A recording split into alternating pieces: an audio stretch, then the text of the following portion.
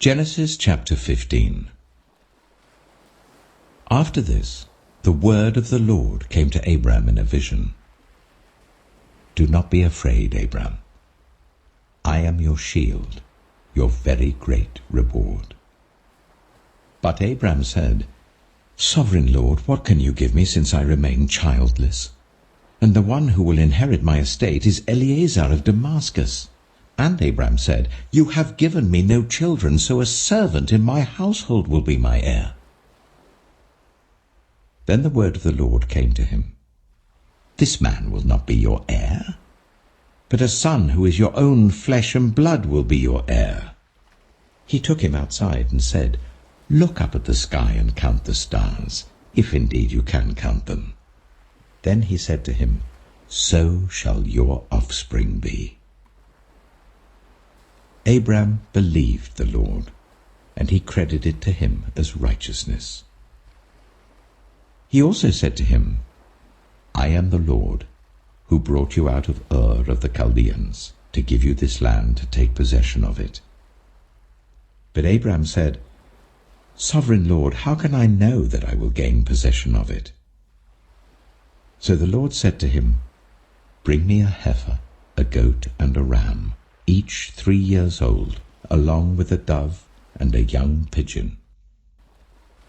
Abram brought all these to him, cut them in two, and arranged the halves opposite each other. The birds, however, he did not cut in half. Then birds of prey came down on the carcasses, but Adam drove them away. As the sun was setting, Abram fell into a deep sleep, and a thick and dreadful darkness came over him. Then the Lord said to him, Know for certain that for 400 years your descendants will be strangers in a country not their own, and that they will be enslaved and ill-treated there.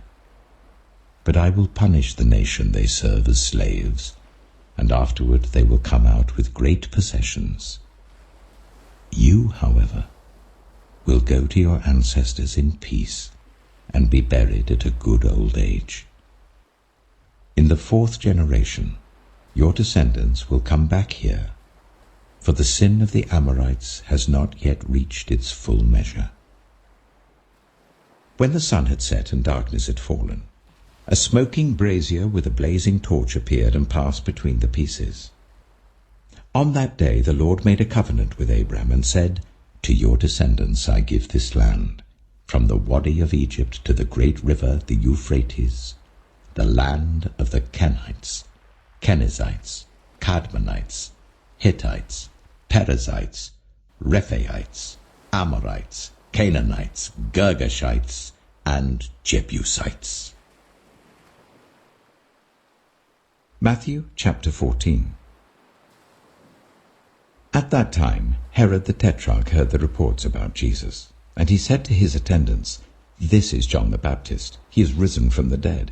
That is why miraculous powers are at work in him. Now Herod had arrested John and bound him and put him in prison because of Herodias, his brother Philip's wife. For John had been saying to him, It is not lawful for you to have her. Herod wanted to kill John, but he was afraid of the people because they considered John a prophet.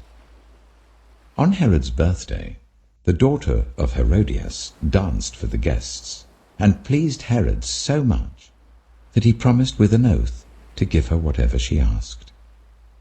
Prompted by her mother, she said, Give me here on a dish the head of John the Baptist.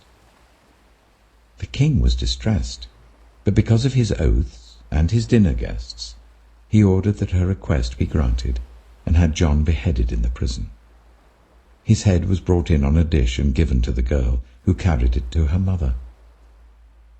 John's disciples came and took his body and buried it. Then they went and told Jesus. When Jesus heard what had happened, he withdrew by boat privately to a solitary place. Hearing of this, the crowds followed him on foot from the towns. When Jesus landed and saw a large crowd, he had compassion on them and healed those who were ill. As evening approached, the disciples came to him and said, This is a remote place, and it's already getting late. Send the crowds away, so that they can go to the villages and buy themselves some food." Jesus replied, "They do not need to go away. You give them something to eat." "We have here only 5 loaves of bread and 2 fish," they answered. "Bring them here to me," he said. And he told the people to sit down on the grass. Taking the 5 loaves and the 2 fish, and looking up to heaven, he gave thanks and broke the loaves. Then he gave them to the disciples, and the disciples gave them to the people. They all ate and were satisfied. And the disciples picked up 12 basketfuls of broken pieces that were left over. The number of those who ate was about 5,000 men, besides women and children.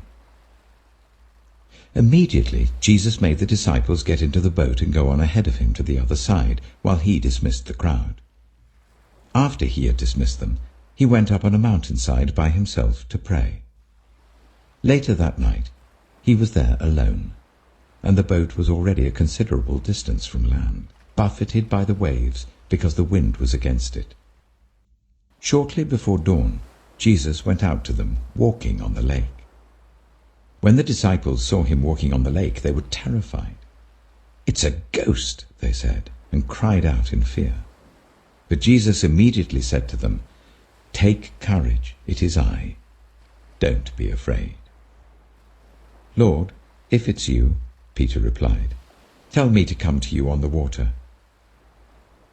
"Come," he said. Then Peter got down out of the boat, walked on the water, and came towards Jesus. But when he saw the wind, he was afraid, and beginning to sink, cried out, "Lord, save me!" Immediately Jesus reached out his hand and caught him. "You of little faith," he said, "why did you doubt?" And when they climbed into the boat, the wind died down. Then those who were in the boat worshipped him, saying, "Truly, you are the Son of God." When they had crossed over, they landed at Gennesaret. And when the men of that place recognized Jesus, they sent word to all the surrounding country. People brought all who were ill to him, and begged him to let those who were ill just touch the edge of his cloak, and all who touched it were healed.